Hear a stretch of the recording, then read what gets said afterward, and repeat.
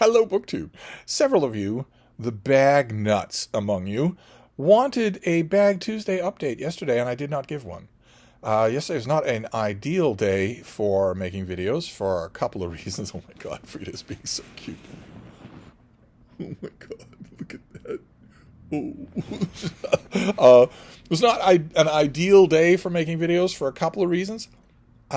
So I only made 3, and I want to point out, not just to the bag nuts, but to the dozens and dozens of people that sent me messages saying why only 3 videos today.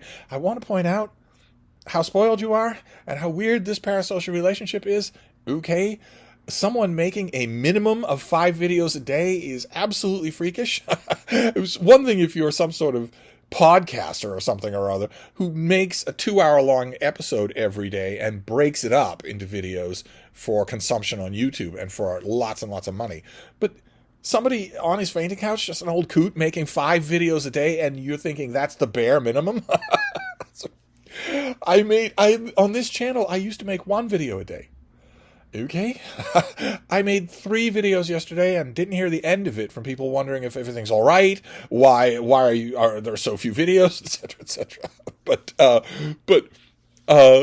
I would have done this video yesterday had it not been for adverse circumstances. So I'm doing it today. I'm doing a Bag Tuesday video today on a Wednesday. And Bag Tuesday is talking about shoulder bags, talking about your everyday carry bag. I actually love the subject because once upon a time I went out and about a lot more than I do. Now it's not that often.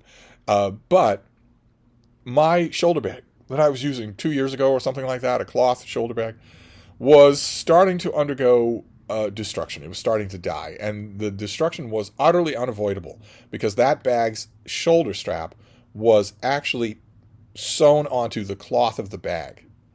So that connection point was starting to wear thin and pull out. It was certainly going to rip, and there would be nothing for it. I know for a fact from just my own luck that it would rip when I was in a crosswalk carrying 50 pounds of books, but there's also no way to avoid it, and there's no way to fix it. And so I started a whole drama back then of Bag Tuesday where I went through a whole bunch of candidates for a new shoulder bag, and I eventually found one. A leather shoulder bag that is still wonderful, just wonderful. But I was thrift shopping a while ago with David Murphy, and I found a shoulder bag that is in a nice, attractive cloth gray color design. So I thought, okay, well, it's $2, so I'll grab it, and then I'll see what I can do with it. Because the key to Bag Tuesday for me is that I Frankenstein my bags. I take a switchblade that I happen to have, a gang switchblade, and also a pair of scissors, and I go at the thing to terraform it into a bag that I actually want. I am not going to settle for the bag designer's idea of what the structure should look like, where the compartments should be, anything like that. Nothing like that at all. Especially since I know what I want in a shoulder bag. I want basically a sack that can fill with books. I'm not going to use it for anything else. I want a sack that can fill with books. I actually have a very nice shoulder bag. One of you, I don't know what you were thinking, one of you sent me an unbelievably nice leather shoulder bag that is beautiful. And if I were ever in a position again, I don't think I will be, but if I were ever in a position again where I wanted to slide in a laptop, or slide in a yellow legal notepad, slide in a book, maybe a small tablet, in other words, a shoulder bag where I needed that structure, so you can't have a laptop flopping all around. Well, if I were ever in that position, I have that bag. It's way too nice for me to want to use, and it's also not good for me to use because it doesn't expand. So I have something like that. But in my normal usage, at least the way it is now, I want a sack that I can fill with books, which means any kind of a middle partition has to go, for instance. But it also means lots of other things do, too. Bags come with padding. They come with styrofoam padding. I want all of that to be gone. I don't want the bag manufacturer telling me what my bag will look like. And so I did that with this gray bag, this thing right here. See, it's got this nice leather patch here. It's got the nice leather handle. It's got, it's gray all around, but it's got these leather straps for the zippers. There's one across the top here that doesn't always behave itself. Maybe it will when I'm filming it. No, it doesn't. See, that stops right there. And you can still, the zipper is raised from the bedding just a bit in that area. So the zipper tends to stop right there. See, you can kind of see it. Yeah, right there, where the tines stop. that black space right there. You can get the zipper to go past it. I imagine the day is coming. See, I imagine the day is coming when you won't be able to. But I knew right away this is the zipper on the flap that folds over the inside of the bag. And ordinarily, this would be the natural place for me to put my billfold, because it's right there. Your hand is right there. It's the natural thing to do. But I knew right away that I would not use this space for anything important if there's a chance that the zipper is going to argue with me. So instead, I started using this side zipper here. See, it's sideways. So it's lengthwise across the bag like that instead of across the top.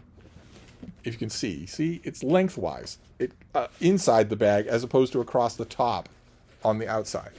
And believe it or not, I have grown quite accustomed to this. It works quite well. I like it just fine. And I use the back flap, the back zippered compartment. I basically don't use for anything right at the moment. It should be used for a tote bag, but my tote bag is in the bag. It's inside the bag right now. But you can see what I mean. The inside of the bag had a middle divider. I just got rid of it. So this is now just an endless open sack that says, "Fill me with books." And the only thing left with this bag was a feature of the front flap, the flap that goes over the inside of the bag. There was a piece of plastic designed to give this more shape. All these editions by these bag manufacturers are designed to give the bag shape. And I don't want shape. I don't want any shape in my book sack. But the plastic thing was sewn in. See, it was sewn into the lining. And there was no way for me to pluck it out. If it had been just a piece of plastic, I would have made a discreet cut and worked it out. But it was sewn into the bag. So I flipped it over and cut it off. This is that piece. See, there are the latches for the underneath, for the underside of the bag. There are latches underneath here so that you can latch the thing closed. They were actually sewn onto this piece of plastic. I didn't want that there. So I cut it out as neatly as I could, which turned out to be scissors didn't quite do it. See, I couldn't actually get down in there without worrying that I would cut the stitches that actually hold the bag to the inner lining. So there's a half moon there and a half moon here. I feel certain that I can fix that. I feel certain that with maybe sharper scissors, I have a really good pair that I don't keep anywhere near where I'm going to get cut on them. Or with the switchblade, I feel certain that I can get that to be exact, to go right along the insides there. But even having just done this, so there's still going to be plastic in here and along the edges. But I feel certain that I can get rid of the rest of this, and even having just done that, I already like it better. The flap is already flappier. It's much, much more flexible, which is great. That's exactly what I want. So there are two things remaining for this bag. Two more things for the next Bag Tuesday, which I'll try to have happen on a Tuesday, unless calamity strikes. Thing number one is to get as close to exactly cutting this as I can. And I'm pretty sure that I can do that. And then thing number two is nature abhors an unneeded thing. Right?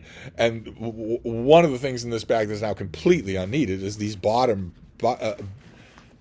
buckle receptacles. See, these were supposed to go like this. You're supposed to attach these like that. But these are not attached to the bag anymore and are going in the trash. So these things have to go on the bottom of this thing. I'm never going to use them. And I was looking at them before I made this video, and I don't know, you're not going to be able to make it out, but they are really sewn in there. Really, really well. There's no way I can pick the sewing out of this and pull them out, especially since I bet they're sewn into the crease here. So I think what I'm going to do is just, again, use the scissors or a knife and cut those as close to the line of this gray bag as possible, and just cut them off. I think that's probably the easiest way to do it. Probably the least danger of cutting myself. So there you go. That is your Bag Tuesday. I have indeed destructured the flap, and I like it much better. I will work to get rid of those finishing touches and get rid of those buckles, and then this will be my shoulder bag for the foreseeable future. So there's your bag update for Bag Tuesday. Sorry for the delay, and I'll be back. Thank you, BookTube.